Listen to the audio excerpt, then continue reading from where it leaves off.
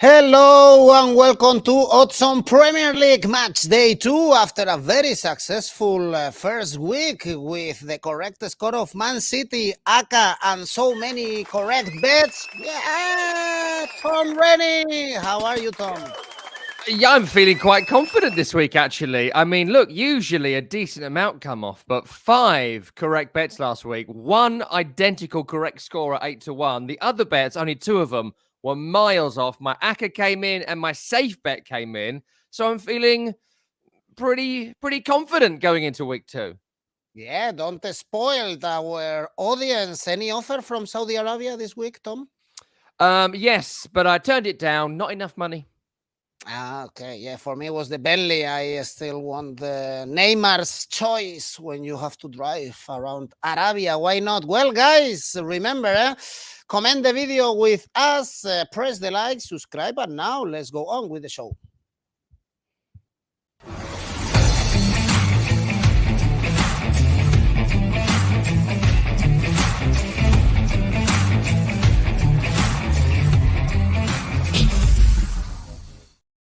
And if you feel confident, of course, you can get a really good welcome offer with 1xBet, exclusive one with Oddspedia. Just type the promo code ODDSPEDIAYOUTUBE or click on the link we have below, and you will have 130%. This is 30% extra that you will find anywhere else. So grab the offer and place your bets if you want. In these Premier League games, Tom, starting on Friday, a kind of relegation battle, I guess, when we arrive to May to April, Nottingham Forest, Sheffield United, with Forest actually losing, but in a close margin with Arsenal 2-1. They closed the gap in the second half. At home, they were very strong last season, whereas Sheffield United lost at home in a low-scoring game, as you predicted, against Crystal Palace. Yeah, look, I think Nottingham Forest last week, one of the better performers of the entire weekend. I think that they looked a side who'd had a year in the Premier League. They looked a side who had renewed confidence from staying in the Premier League, something no one expected of them last season. And I think a couple of the players from last year really stood out. Taiwo Awoniyi, I thought, was really impressive in the game, scoring the goal set up by Anthony Elanga.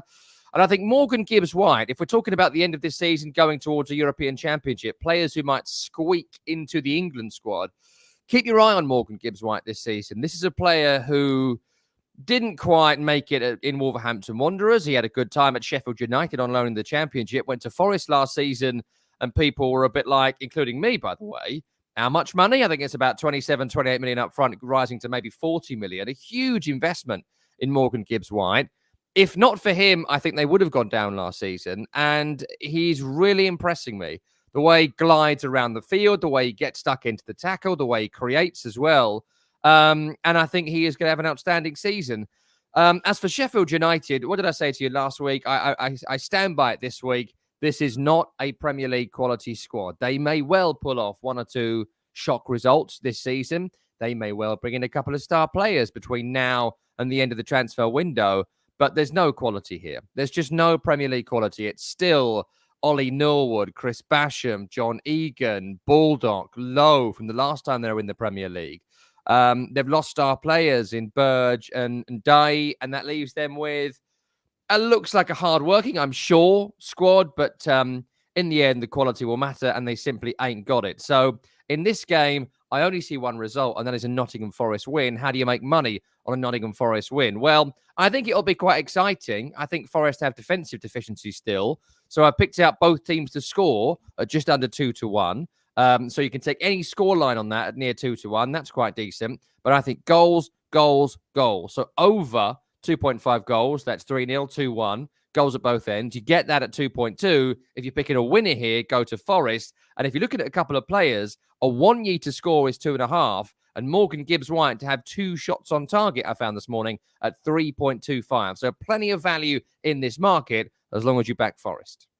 Well, Eugene is also seeing both teams to score. By the way, Nottingham Forest, they were very good at home last season. They were 10th in the home standings with 8 victories. In case you wanna back them, keep it simple for Tyson, as we can see. Forest to win, and this is it, as Tom has predicted. Well, let's move on to West London Derby. Fulham Brentford, I would say positive start for both ends. Fulham getting a victory at Goodison Park, 1-0, right, scoring the goal, and Brentford getting a draw at home against Tottenham in a hectic first half with 4 goals. Tom, this is a tricky one.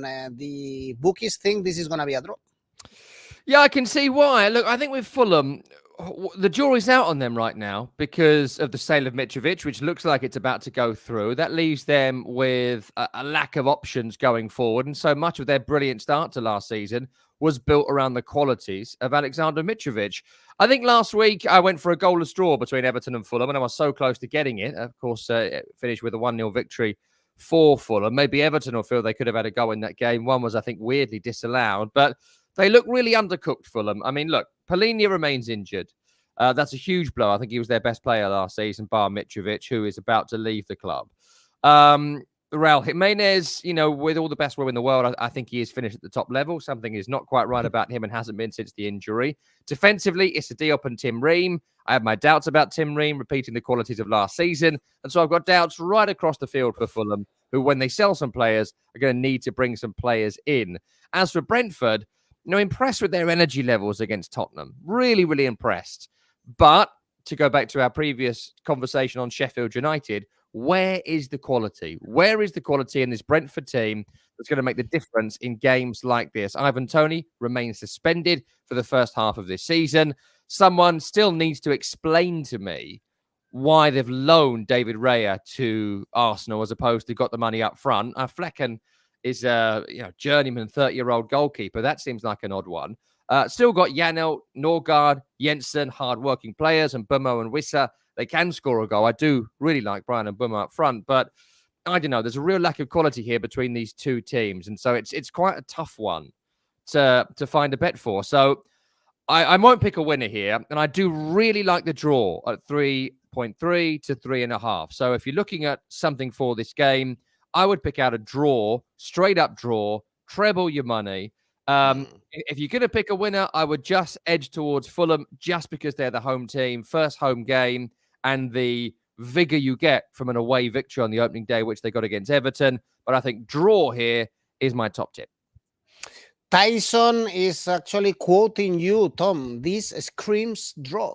Yes. For me.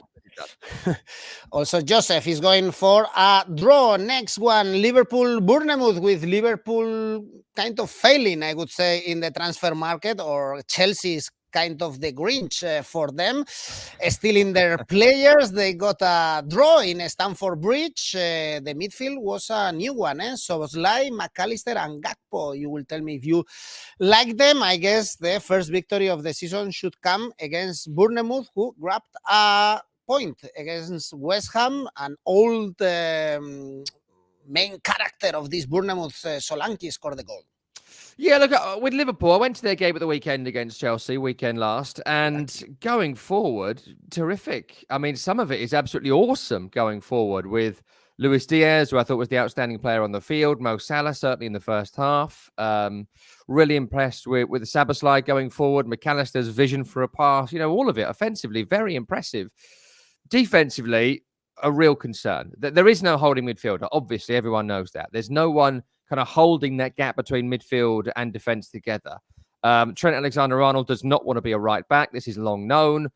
Not really sure why they're not playing him in defensive midfield, or at least trying it, leaving massive gaps for any left winger in the league to exploit. So there's things to be solved for Jurgen Klopp following the first week. And at times, certainly in the second half, Chelsea dominated them. And Chelsea are a team of strangers. So that was a concern for Liverpool. And to not have rectified that going into this game would be a concern, but for the fact that Bournemouth, they're going to struggle all season long. They got the draw against West Ham last week. If it wasn't for a kind of lucky ricochet off Souček into Solanke, they never really looked like scoring. I think that was a lot to do with West Ham's ongoing confidence problems. They scored the goal, then sat back. Other teams would have gone on to get the second, the third, and really put Bournemouth to the sword. They let Bournemouth get back into it. Got some good players, some good technical players. Good to see Brooks back. You mentioned Solanke. I was impressed again by Philip Billing, but in this game, I don't give them much hope. I think there's a possibility that they might get one, but I do think Liverpool, with that offense and the options they have, are going to put them to the sword here. So go Liverpool. My top tip is go handicap here. -2 handicap for Liverpool. That's a 3-0 win or above. A couple of other things to pick out in here as well. Alexander-Arnold. He is their most creative player, weirdly, and I think he won't do much defending in this game. He'll do mostly attacking. An assist for Alexander-Arnold in this game is 2-1. I think Liverpool score at least 3 goals, and on the law of averages, at least 1 assist from Trent Alexander-Arnold. So that's 2 bets there, but my top tip is a -2 handicap. Can we check the 9-0? Last season, we had a correct score was 9-0. Yeah, we have it. 400. Wow. Do Someone it. said before Do that bought a car thanks to maybe 5. 400. Put Maybe 10 5. euros. Yeah. You get yourself 4,000 euros. Not bad. Well, Liverpool thrashing here for shimmy and handicap corners, for instance. Well, going handicap for Liverpool. And if Nottingham Forest was a surprise playing against Arsenal, also Wolves playing against Man United, they really put a fight. They should have had a penalty in the very last minute. Actually, the referee is going directly into suspension for not taking that penalty, and now they are facing Brighton. Another of your correct tips, Tom, was Brighton thrashing Luton Town. Was a 4-1 result with João Pedro scoring. Yeah, look, I mean, Wolverhampton Wanderers were robbed of a penalty, right? Everyone knows it at this point. PGMOL apologised to Gary O'Neill, their manager, immediately after the game via John Moss. The 2 officials, as you mentioned, not going to be working this weekend. And the overall performance from Wolves was really, really impressive. Gary O'Neill has been in post for a week, maybe less, with my friend Sean Derry, the assistant manager. And, I think they are going to struggle still this season. I do, but there's real quality in there, and it requires coaching to get something out of some of these players. Mateus Cunha, Nunez, Gomes in midfield. There's some real good talent in there, as you saw. Pedro Neto continues to look like someone on the verge of being a quality player. Then something's missing in his game, usually the finish. And that's the story of Wolverhampton Wanderers. I think 23 shots in the game against Manchester United. Take away the penalty debacle. Should have scored at least 1 goal. And that is going to be Wolves' problem all season long. Who is going to score goals for them? There isn't a natural finisher in there. They brought on Fabio Silva back from his time out on loan. Hwang Hee-chan came on around the hour. People who you're hoping can find the back of the net. I just don't see it with Wolverhampton Wanderers. With Brighton, I mean, look, it's as gimme as you're going to get. Luton on the opening day of the season. Luton are going to go down with 20 points or less, right? So it's a fantastic game for them. But still, they were tremendous at points in the game. The continuing churn of Brighton and Hove Albion, and yet their quality of performance remains really high. João Pedro, you mentioned, I thought was really impressive after his time at Watford. Mahoud Dahoud and Pascal Gross in midfield looked a really good balance. Mitoma, again, I thought was really impressive. Adingra, I'd not heard of before, who came on for Solly-Marge. I thought he was really good. Another player you don't know, the Brighton have unearthed and looks really impressive. Evan Ferguson, back to fitness, coming on as well. So, goal scorers galore. Defence looks as strong as ever. James Milner brings experience to Brighton, and I think they go to Wolves and win. I think Brighton have a defence that can stop Wolves scoring, and I think Brighton can score in every game that they play. So, go Brighton to win here, which is already quite a decent bet as the away team. But if they go and win this game without conceding, which I quite fancy as my top tip, Brighton win to 0, that brings you at 2.88. I think that'll get to about 3-1 by the time you get into the weekend. And you ain't going to get too many bets this season as simple as this, where Brighton are 3-1. Well, this is a tricky one according to our audience, because there are some people going for Brighton to win or Brighton double chance, and some others like Corello, for instance, Wolves double chance. Harry, Chelsea supporter is telling us that Wolves are gonna score in this game, or a draw for Joseph. So imagine there is no quorum in this one. It's a tricky one, and it's also tricky the next one, good one. Tottenham, Man United, with Tottenham getting a draw in the new post-Kane era, also in the new Antes era, the Aussie manager, with Maddison already shining, with Richarlison up front, and with United, as we just said, Tom, struggling to win at home against Wolverhampton. Wow, this one is difficult. Also, the bookies put Man United as a favorite, but not very favorite. Let's put it that way.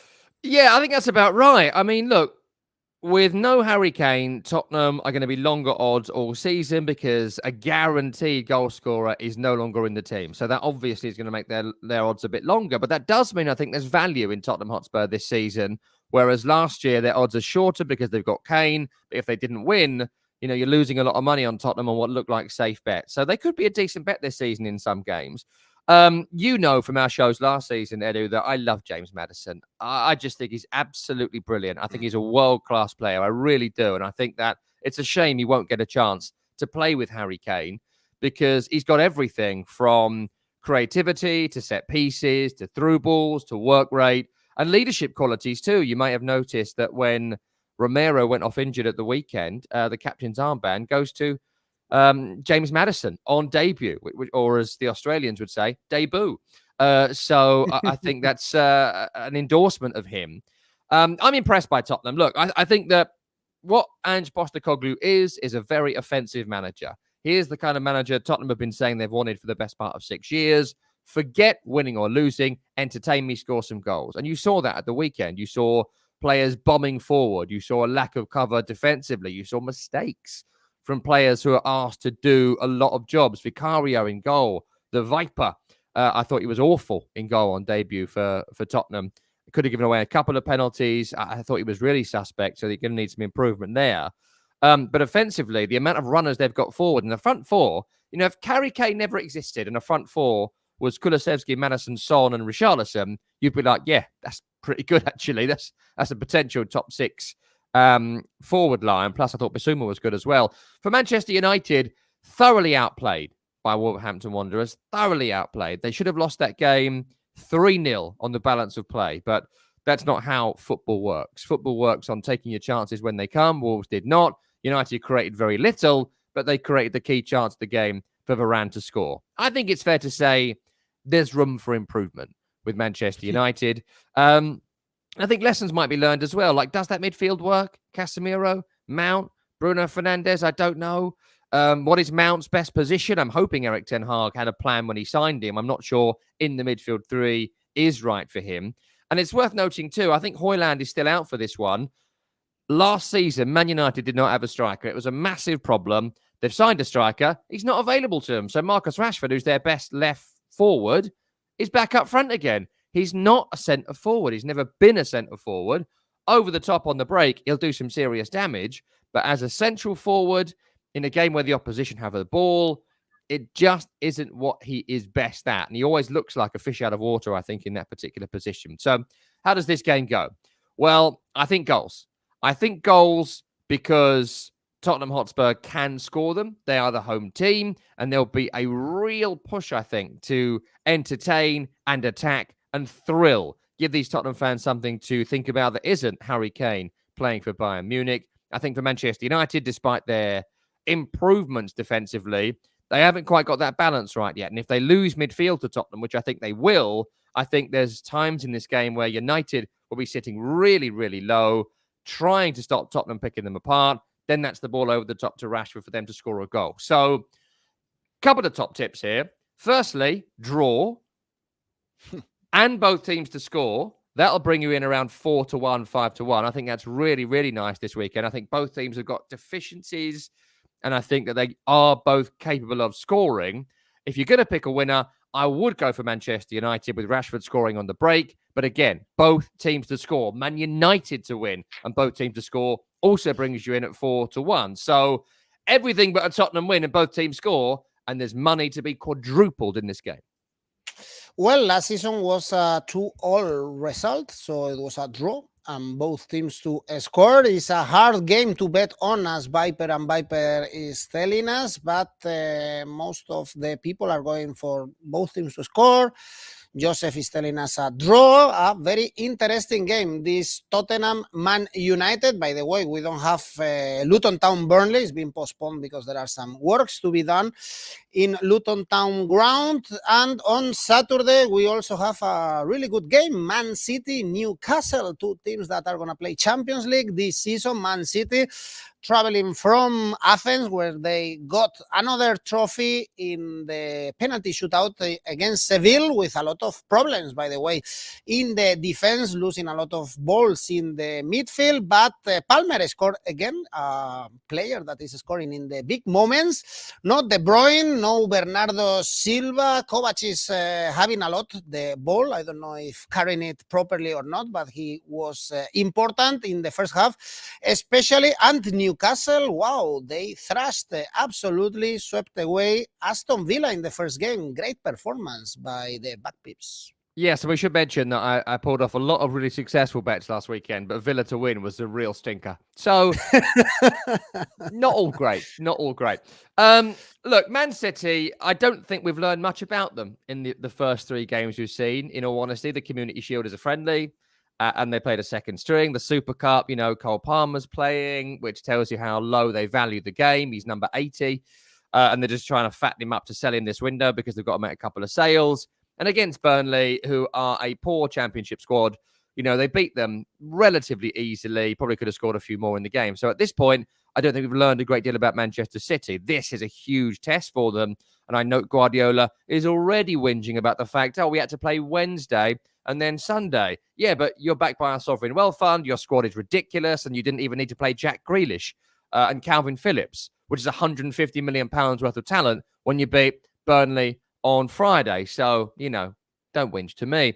Look, City remain an elite level squad. There might be some rotation defensively. I wonder if Gvardiol comes in for such a big game, considering that it was a Kanji and Ake against Burnley. Don't know how fit John Stones is. Does he go back into midfield, or is he going to be a defender again this season? And of course, you mentioned Kevin De Bruyne out for the first half of the season. Gundogan's been sold. They feel they need to bring somebody in. I feel they need to try and make Phil Foden the star of this team, which we've kind of all thought he would be for years and years and years. And every now and then, Phil Foden has a great moment. He had a good goal-scoring season last season. But really, is Phil Foden the first name on the Manchester City team sheet? And he remains not so. And I think that frustrates certainly a lot of English people who want to see this team built around him going into a European Championship. Probably the most talented player of his generation. And yet, the team's not built around him. And so I want to see that happen. A lot of us do. And I think he's going to get that opportunity over the next few weeks, unless City drop 200 million on a couple of players they don't really need. For Newcastle, really impressive last week in terms of taking chances. I think the scoreline flattered them. I think Wolves struggled after Tyrone Mings went off in the first half. I think that Diego Carlos came on and looked slow and not up to speed with the Premier League, and that's understandable considering just how much he'd been out. But Newcastle ripped them apart anyway. The high line of Villa, don't play a high line against Newcastle United, but that's probably what City will do, which makes this really, really interesting. Harvey Barnes coming on late in the game. That's deadly. Alexander Isak is pushing up towards that world-class level, I think, this season is one to watch out for. Bruno Guimaraes and Joe Linton and Tonali. That's the Champions League midfield you got right there. You know, that's real quality. So all across the team, there's stars in it. Oh, this is tough. This is really, really tough. I think that both teams are going to score in this game. So that's what I think. So you can just take both teams to score, and there's money to be made there. I think at 1.68, it's not worth going to Man City, even though it's worth noting that's quite long odds for Man City in a home game, usually around 1.1, 1.2 to win games. So if you fancy City just to win, this is about as good as you're going to get in terms of actually making some money this season. But what I would say top tip wise is goals, goals, goals. Over 3.5 goals in this game brings you 2.75. So that is a 3-1 scoreline. That is a 2-2 draw. That is City coming out the blocks like City of old and scoring a couple of goals. Newcastle get back in the game, and you're looking at one goal in the second half to bring your bet in. So over 3.5 goals at 2.75, I really, really like. The draw at 4-1, I think is really interesting as well. But City just to win at 1.67, 1.7, might even get to 2-1 by the time you get to late on Saturday when we get Guardiola's team news press conference. I think that is really, really good. I also quite like that Newcastle +2 that just got sent in by a listener there. I like that as well. Mm. I think there's every chance that that may well come in for you. If that works out better than doing an over 3.5, I would certainly look at it. But goals at both ends, entertainment, but of course, pick for City. Well, actually, there is a lot of confidence on Newcastle, and this is strange. We saw, it's true, there was a comment, no, that Man City looked tired against Sevilla, but guys, this is still Man City, and this is still the beginning of the season, but a lot of people are putting Newcastle double chance or backing somehow Newcastle in their ACCA or in their bet slip. David, as you mentioned, Newcastle handicap +2, but also the both teams to score looks very good, as Hassan is saying, is the best bet of the weekend for him. We still have 3 more games. These 2 teams, Man City and Newcastle, won in the opening game. Aston Villa and Everton, the opposite. They are at the bottom of the table. Aston Villa, the last team, because they conceded 5 against the Newcastle, and Everton also a bad defeat at home against Fulham. I don't know what is worst. For Aston Villa, at least we saw Diego Carlos. Again, I forgot that he signed last season for a lot of money. We saw also Coutinho. We know that they are talking with Acuna to sign him for the left back. So still work in progress, but they need to grab the points, both teams actually. Yeah, a lot of admiration for Aston Villa for the job they're doing, the squad they are building, and the fact they've got Unai Emery. They've decided, well, let's back him. Let's back him in this window. Let's spend as much money as possible and bring in the right players and then see what that team can do over a 2 or 3 year period. So really impressed with that, and I think that they will fancy themselves quite rightly to win the Conference League this season. As I always say to you, the Premier League team should win the Conference League every single season. The scoreline flattered Newcastle as the game went on. I think the last 20 minutes are not something to be proud of for Aston Villa. But 70 minutes, they're well in the game. They created chances. I thought Diaby on debut, the new signing from Leverkusen, superb. His goal is brilliant. Kind of on the half volley, on the rise, pops it home.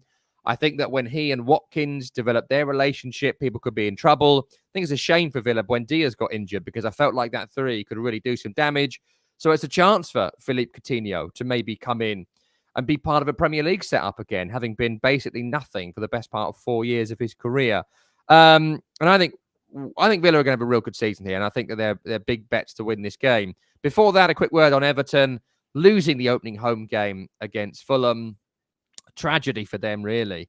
A Fulham team who I think are going to struggle this season. But we already know the issues. The issues are that Sean Dyche is a very one-dimensional manager. Pump it long, knock it down, try and outwork the opposition, and that's about it. It ain't going to work without a striker of robustness, and Neil Maupay ain't that. We still don't know what's happening with Dominic Calvert-Lewin. They signed a teenager from Sporting Lisbon who's not going to be able to walk in and do it immediately. They just don't have, I don't think, a Premier League quality attack. They're not investing in it. And I think Everton, again, they're going to have a long season of struggle, and they'll win some games at the back end of the season with a new manager and stay up on 35 points yet again. In this game, I think they're in serious, serious trouble. I think Villa are going to wallop Everton this weekend, and I think you should decide for yourselves what sort of handicap you want to put on. Villa to win with a -1 handicap, 2-0, 3-0, etc. That brings you at 2.75. Now, that in itself, I think, is a really, really top tip here for Villa to win comfortably. But if you feel brave, folks, I would back you at -2. I might even back you at -3. I think Villa are going to tear Everton apart in this game. And when that happens, I think there's some serious money to be made. Villa look good. Villa can score goals. The only other bets I'll be looking at here are how many bookings Everton are going to get. So Villa win, Everton get over 5 bookings. I think there's money to be made. Well, this is the season Everton get relegated. According to Corello, they have more lives than a cat, and they always survive. And straight win for Villa. Well, I'm surprised that Coutinho is still playing in Europe. I think he's the kind of player that should go or go to Arabia, Brazil, or the MLS, but he's still in the Aston Villa roster. And on Sunday, we also have West Ham Chelsea with a lot of talks around Paqueta, still in talks and in negotiations with Man City, with West Ham getting a draw in the opening game against Bournemouth, and with Chelsea still spending a fortune and a lot of money, this time in Caicedo, for instance, 116 millions. Wow, they have money like to bury ourselves in euros. Tom, Chelsea, what do you think about this West Ham Chelsea? Is Chelsea gonna get better with all this money spent, or for another life? What do you want to do with those euros? What are you doing with them? Bury myself with 100 banknotes. Like sleep with them. Like the Duck, Donald Duck, the uncle that he was buried in money. You remember? Let's move on. So, West Ham, Chelsea, that was it. That was the question. Yeah, I mean, look, the Paqueta thing you mentioned, and West Ham do not have to sell right now, right? They've got a release clause for next summer, we are told, for £85 million. They're expected to get £85 million when they inevitably and eventually sold Paqueta. So they've said to City, well, that's the clause. That's how much money. We're happy to take it this summer. Give it to us now. All this like, oh, City don't want this to drag on. I'm not sure West Ham want it to drag on either, to be honest with you. I don't think Paqueta is a great fit at West Ham. And I think most people at West Ham, certainly within the club, wouldn't be that unhappy to see him go for big money, because different types of player need to come in. It's not that he's not a great player. It's that he doesn't fit with this team, with this manager, the way they play. One of West Ham's biggest problems is transition. And when they had Jesse Lingard a few years ago, who's back training with the club, by the way, but he won't sign, hopefully, is that they could pick it up in low areas and run through you. A bit like what Wolves are doing on Monday with Cunha, who was amazing at it, right? Scrooge McDuck. It was all there. I knew it. Yeah, this one. We were going to get there. That's David Sullivan after they sell Paqueta right there. But they haven't got that transition player, and Paqueta isn't that. And so that's a problem, I think, having someone in that kind of number 10 role to carry him upfield. Rice was doing it a bit last season, but I don't know. I'm not sure Paqueta's a good fit anyway. So if he went, I wouldn't shed any tears as long as they had a replacement in mind. I do think West Ham should have won against Bournemouth last weekend. I tipped them to win. They should have won. It was only a kind of lucky deflected goal that got Bournemouth the draw. But also West Ham do this thing where they score a goal and they back off and back off and back off. And then the opposition inevitably score. For West Ham to win a game, they need to go 2-0 up, which is frustrating for a lot of West Ham fans. I think the offense is the big issue as well for West Ham. 3 years ago, they beat Newcastle on the opening day, and their front three was Antonio, Bowen, and Benrahma. Last weekend, Antonio, Bowen, Benrahma. Something has to change. Scamacca's come and gone. Lots of people have come and gone. Someone's got to come in and be that star player. For Chelsea, again, I mentioned I was at Stamford Bridge last weekend, and offensively looked quite good, actually. But they did look like a team of strangers at time. I don't really think that Gallagher knew quite where he was playing. I think Enzo Fernandez had some nice footwork moments, but again, not sure he's quick enough for the Premier League in that particular role without someone doing his running next to him. I think Jackson looks lively, but not a striker. I think that it was evident, like a couple of players they brought on, Leslie Otukwu came on towards the end. No one knew who he was, let alone the players who were playing with him, because they've just got so many players who don't know each other. So obviously there's a lack of relationship between some of these players. How's this game go? Well, a lot of these games actually are quite even between these two. Lots of draws, lots of sneaky wins, lots of wins by the odd goal in two. 2-1 was the game at Stamford Bridge last season. 1-1 at the Boleyn. How old am I? London Stadium. 3-2 the year before that. So I think I don't discount draw here. I like draw a lot. At 3.8, it was 3.6 when I looked this morning. That's rising and rising and rising and rising. This game is often a draw. So around 4-1 you'll get. Top tip would be draw and both teams score. It screams 1-1 to me. Top tip, 1-1, 4.5 for both teams to score. That's really, really good odds for a game that often does finish in a draw. I think Chelsea at the moment have not hit the heights. And I think West Ham, if they score a goal, they're going to be a tough team to score 2 goals against. So if West Ham score the opening goal, I would definitely go for a draw. Of course, Chelsea go into the game as favourites, so don't discount that. But I do think 2-1, I don't really fancy it. So go draw, go both teams to score. And I think they're two teams to watch over the next few weeks because West Ham are going to invest in the squad, and Chelsea, of course, have bought everybody. So we'll see. Indeed, interesting game. This one, I agree with Tom. Draw is the best. Last season was 1-1 at the London Stadium. And we have another game for Monday. We have Arsenal going to Selhurst Park, Crystal Palace, Arsenal, two teams that won in the opening match day. Palace against Sheffield United. The first game after Wilfred Zaha was a low-scoring game. Hodgson is a master in the tight margins, and Arsenal, what a goal Saka scored. I was reading if he's the best winger in the world. I'm not sure if he's the best or not, but one of the best for sure. Great goal. Yeah, fantastic player, no doubt about it. And I think he'll have a massive impact on Arsenal's run to finishing second again this season. But, I mean, let's start with Crystal Palace because it's a strange situation there at the moment. Everyone seems to want to leave. Zaha, you mentioned, already gone. Elise on his way to Chelsea or back to Chelsea.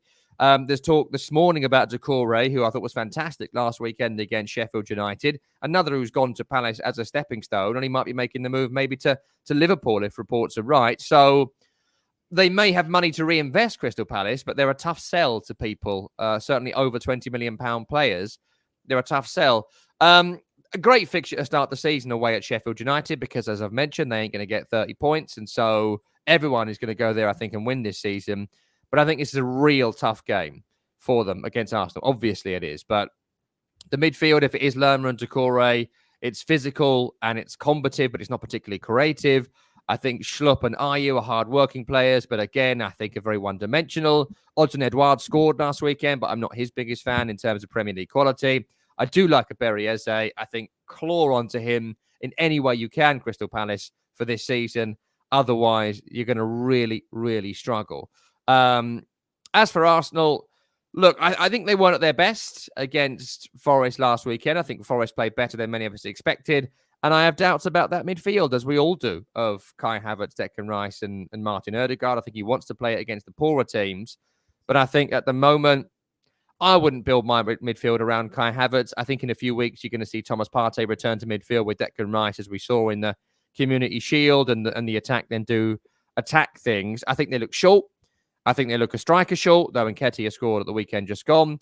I think you're losing Jurrien Timber gives them last year's defence, which doesn't give you an inverted right back as they have an inverted left back in Zinchenko. And so Arsenal, I think, are still short of massive improvement if they're going to challenge City, which I don't think they will. So across the season, I wouldn't bet on them. In this game, you can absolutely be assured that I will. I don't think Crystal Palace are going to score. I think the Arsenal defence more than good enough to keep Crystal Palace at bay here. And so Arsenal win without conceding. Arsenal win to 0, you get around 2.5. So Arsenal, big favourites, around 1.5. Put another percentage point on that and say Arsenal win without conceding. And I think it's a nice, comfortable 1-0, 2-0. Easy ride for Arsenal here. Last season was 2-0 actually at Selhurst Park, even if Harry or Clement are going for both teams to score. Actually, Clement for a draw to all, but Tom says no, that's not gonna happen. We are gonna see another, the first clean sheet for Arsenal in the season. Well, Tom, before we end the video, remember that we have a special offer with 1xBet, up to 130% in your welcome bonus. Just type in the promo code ODDSPEDIAYOUTUBE, and last weekend was absolutely correct. Your safe bet. This week's safe bet is? Safe bet is Liverpool to win. They've got the Dolly home fixture. You've got to back them. It's only 1.2, 1.3, but it's the safest bet you're going to get in the Premier League this weekend. It is safe. This is very safe. And the ACCA? 3-team ACCA this week with slightly better odds than last week. Liverpool obviously go in there. Arsenal against Crystal Palace is a banker as well. But if you want to make some money here, be brave, be bold, and put Brighton in your ACCA. Liverpool, Arsenal, Brighton is a treble your money ACCA. And I have a lot of faith in Brighton right now. Be brave or go home. Thanks Tom, I will dive in the mountain of coins or banknotes. And see you next week. Thanks everyone for watching. Of course, don't forget, press the like, subscribe, and good luck. Bye bye.